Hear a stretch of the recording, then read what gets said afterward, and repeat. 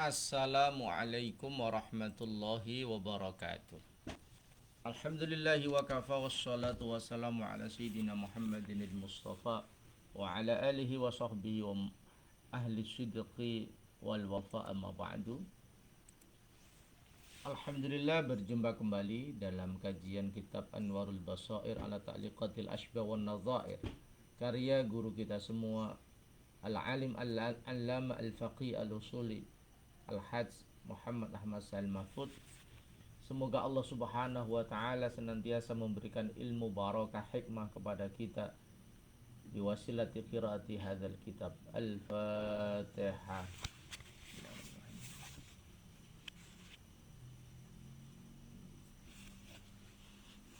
Para pemirsa yang berbahagia, pagi ini kita akan mengkaji kaidah yang luar biasa, yaitu la ibrata bidzanni al-bayyinu khata'uhu. Ketika asumsi kita jelas-jelas salah, maka tidak dianggap menurut agama. Dalam kajian usul fiqih itu ada istilah waham, ada istilah dzan, ada istilah syak. Wa dhannu tajwizu mri'in amrayni murajjihan li ahadil amrayni farrajihul madhkuru dhannan yusma wa taraful marjuhu yusma wahma wa syakku tajwizun bila rujahani li wahidin haitsu istawal amrani. Kalau ragu itu kita tidak punya kepastian, milih A apa milih B, kita ragu, tidak ada yang diunggulkan. Tapi kalau dzan itu kita sudah memilih A. Kamu milih kitab fikih apa tasawuf, dia milih kitab fikih misalnya, maka dzan ini adalah satu aspek yang diunggulkan. Murajjihan li ahdil amraini, dia memilih mengunggulkan satu di antara dua hal. Yang tidak diunggulkan namanya waham. Jadi dalam konteks la ibrata bidzanni al-bayyinu al-bayyini, sifat dzan al-bayyini khata'uhu, itu ketika orang sudah berpikir, berproses, kemudian mengambil keputusan, dia memilih A tapi ternyata faktanya beda, faktanya B. Maka ketika sudah jelas salahnya, ya jangan terus menerus jatuh dalam kesalahan, tapi harus cepat kembali kepada sesuatu yang benar. Artinya dzan itu ada dua, ada dzan as-sahih, ada dzan al-khata'. Ada dzan, ada pemikiran, pilihan yang benar sesuai dengan fakta, ada dzan yang salah karena tidak sesuai dengan fakta. Maka seberapapun unggul kita kalau sudah jelas salahnya, seberapapun unggul dzan kita kalau sudah jelas salahnya, ya kita harus kembali ke dzan yang benar. Ini pelajaran yang berharga. Apa yang bisa kita petik? Ya kita sebagai seorang manusia harus terus punya dzan, ada pendapat, ada sesuatu yang kita pilih berdasarkan banyak pertimbangan, pertimbangan rasionalitas, pertimbangan objektivitas, pertimbangan validitas, pertimbangan autentisitas, pertimbangan yang positif. Tapi ketika semua pertimbangan itu sudah kita libatkan dan kita memilih satu tapi ternyata salah, ya kita harus cepat recovery, kita kembali mencari sesuatu yang benar. Jangan sampai kita terus menerus gengsi mengakui kesalahan kita, kemudian kita tidak kembali dari zon yang salah ke zon yang benar. Min furu'iha, beberapa contoh di dalam kitab ini dijelaskan.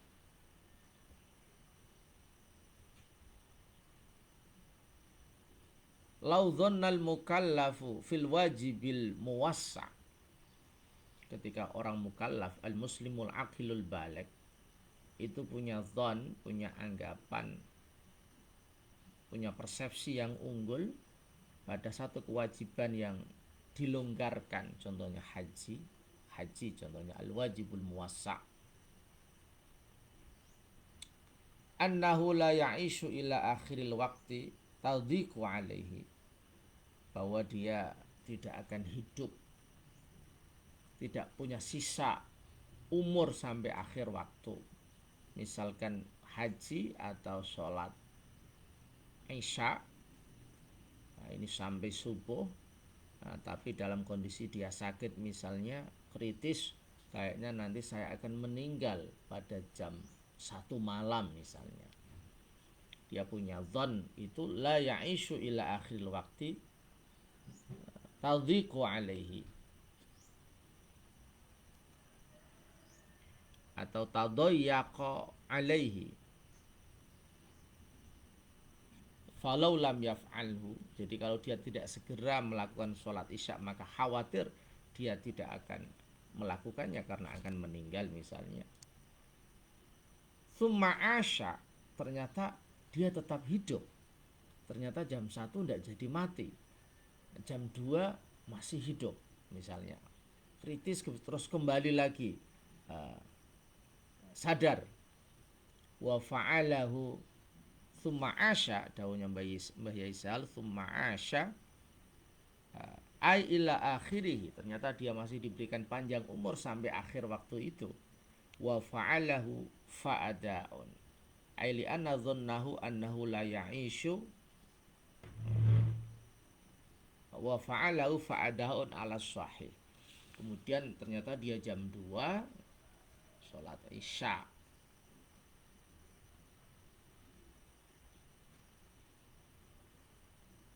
maka itu namanya sholat ada ala sahih menurut pendapat yang benar.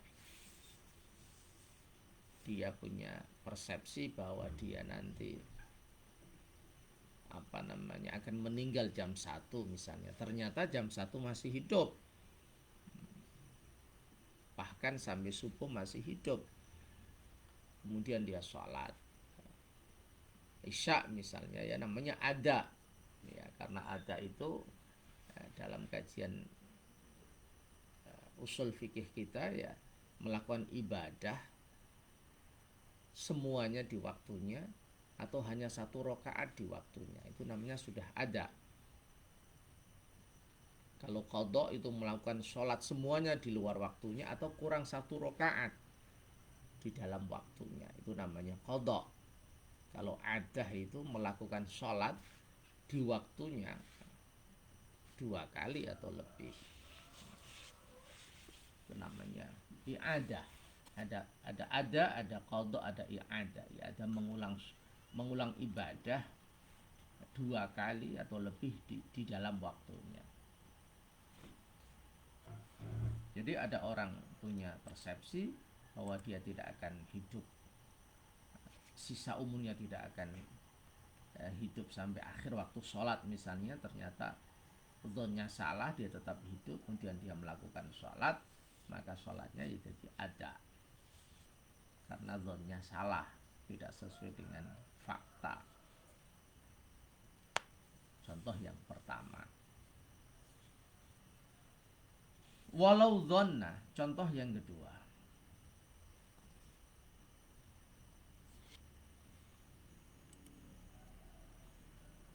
Walau dzonna, ketika orang itu punya anggapan, punya persepsi annahu mutatahhirun, bahwa dia masih suci,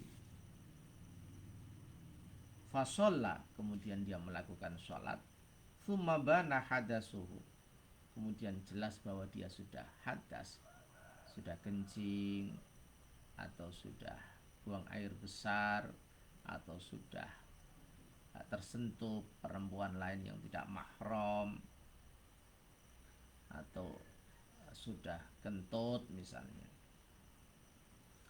au dhanna dukhulal waqti, atau dia masih punya anggapan bahwa waktu sholat sudah tiba, fasolla, kemudian dia sholat, setengah 12 dia sudah punya dzan, sudah azan zuhur misalnya, dia kemudian sholat. Tsumma bana annahu lam yadkhul,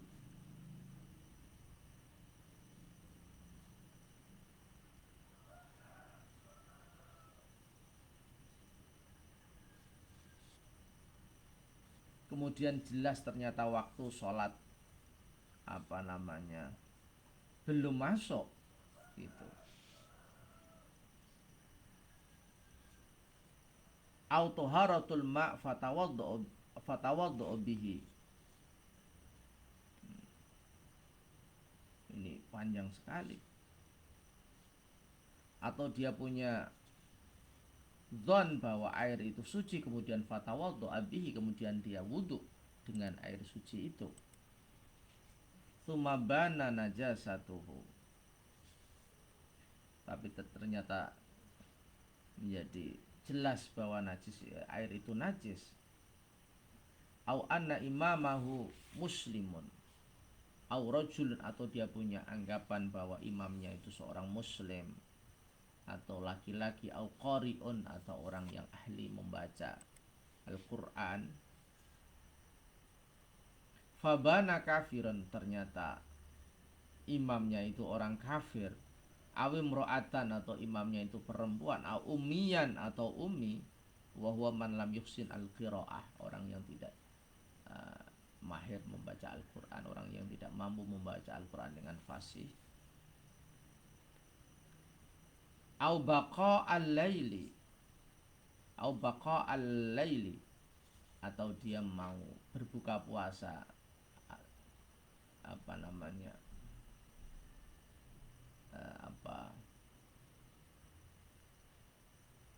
atau malamnya itu masih belum subuh maksudnya. Au ghurubas syamsi, atau terbenamnya matahari untuk sholat maghrib atau untuk berbuka. Fa'akala, kemudian dia makan. Tsumma bana khilafuhu, kemudian ternyata kenyataannya berbeda.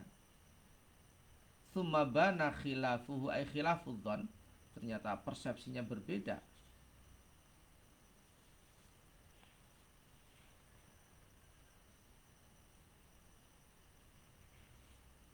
Au dafa'az zakata, atau dia memberikan zakat ila man dhannahu min ahliya, dianggap bahwa orang itu termasuk mustahik dari 8 asnaf itu, fakir miskin misalnya, gharim sabilillah, ibnu sabil. Fabana khilafuhu, ternyata kenyataannya tidak.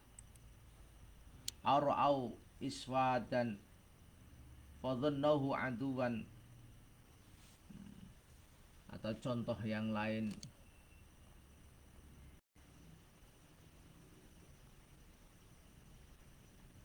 dia ada kaum yang melihat hitam, iswidadan, atau fadhannahu aduwan, dia anggap itu musuh. Fasallu sholata syiddatil khauf, kemudian dia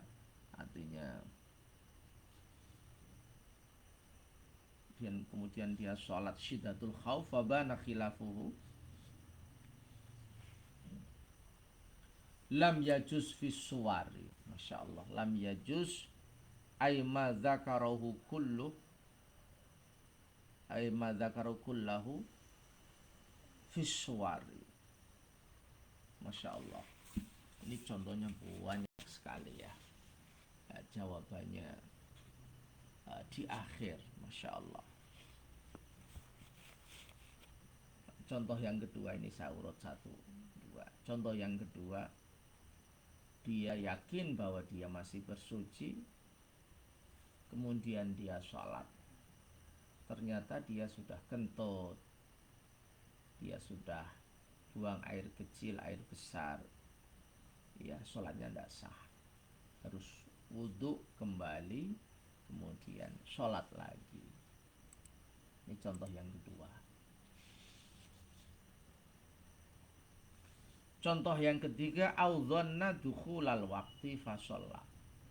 Dikira misalnya setengah 12 atau kurang sudah azan, tapi ternyata belum azan. Kemudian dia sholat duhur, ternyata salah, ya sholatnya nggak jadi, dia harus sholat lagi. Ini contoh yang ketiga.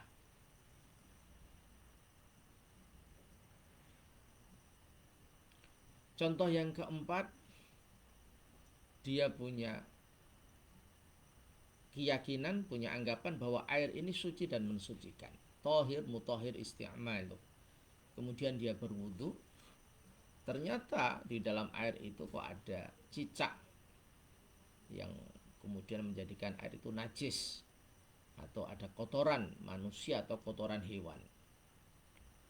Ya otomatis wudunya tidak sah, karena syaratnya wudu itu airnya harus tohir, mutohir, suci dan bisa mensucikan, yang dikenal dengan al-ma'ul mutlak, air yang mutlak, air bila qaidin, tanpa ikatan.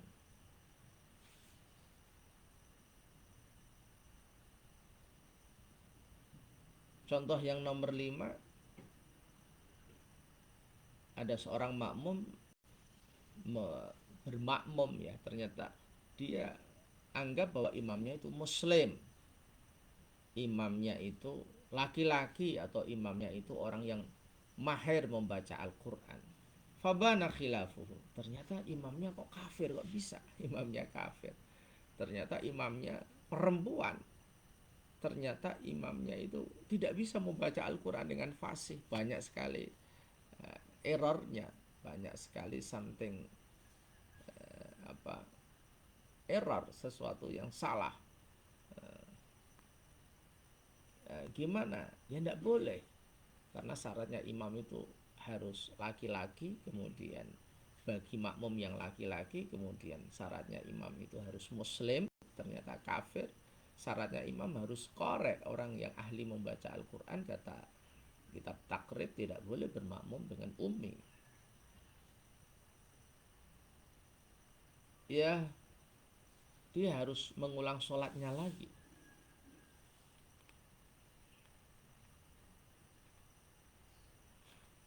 Atau dia punya anggapan waktu subuh belum tiba, masih waktu malam, dia punya anggapan baqaul lail, bangun tidur puasa Ramadan, oh belum subuh dia makan, ternyata sudah jam setengah 6, loh ternyata sudah subuhnya sudah tadi, ya berarti tidak sah puasanya, karena dia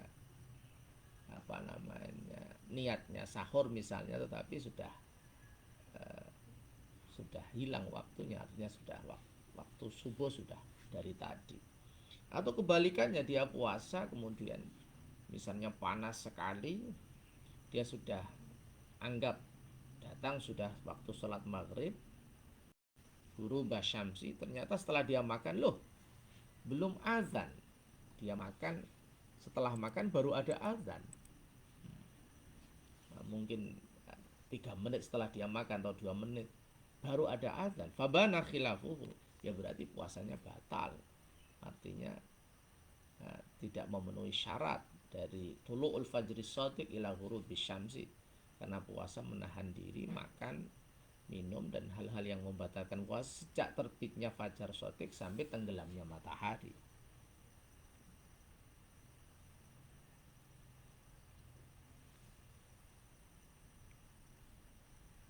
Atau ada kaum, contoh yang keberapa, ketujuh ini ya, ada orang memberikan zakat kepada orang yang dia anggap itu ahli zakat, misalnya dia orang fakir, orang miskin, ternyata dia orang kaya, tidak berhak menerima zakat, ya maka ya tidak gugur kewajiban zakatnya, bisa dia mengeluarkan zakat lagi, atau kalau era sekarang diambil lagi zakatnya, mohon maaf karena Anda ternyata tidak ahlu zakat, tidak mustahiquz zakat, tidak berhak menerima zakat, maka saya ambil zakatnya, saya berikan kepada orang yang berhak menerima zakat. Masya Allah. Atau contoh yang lain di sini, ada orang melihat sesuatu yang hitam, orang-orang yang hitam, yang menakutkan, dianggap musuh, kemudian dia sholat syiddatul khauf sebagaimana diterangkan dalam kitab-kitab fikih. Ternyata tidak, ternyata mereka tidak musuh tapi biasa. Nah, maka ya tidak sah sholat syiddatul khauf itu, karena tidak dalam kondisi kritis, dalam kondisi cambuk perang, dalam kondisi yang membutuhkan strategi khusus.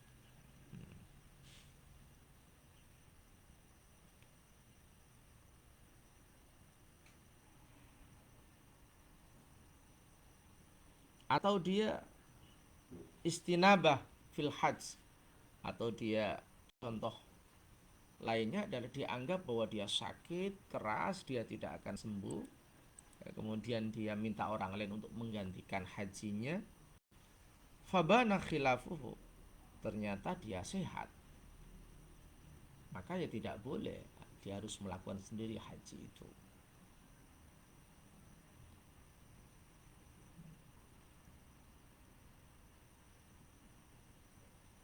Masya Allah.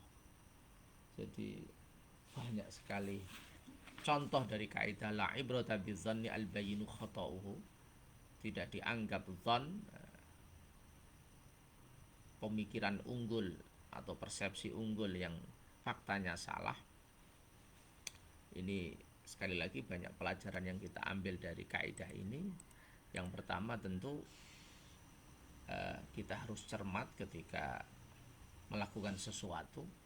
Kita berusaha supaya zon kita ini zon yang benar, pemikiran kita, keyakinan kita, pilihan kita, persepsi kita itu yang benar. Artinya jangan tergesa-gesa, tetapi melihat dulu realitas, melakukan penelitian internal, eksternal. Jangan takut bertanya. As-su'al miftahul ilmi, pertanyaan adalah pintu ilmu. Jadi kita dilatih untuk punya zon yang as-sahih. Yang kedua, kita harus cepat kembali ke jalan yang benar. Kita harus cepat, ketika zon kita betul-betul salah, maka kita harus segera kembali ke jalan yang benar. Artinya jangan diterus-teruskan.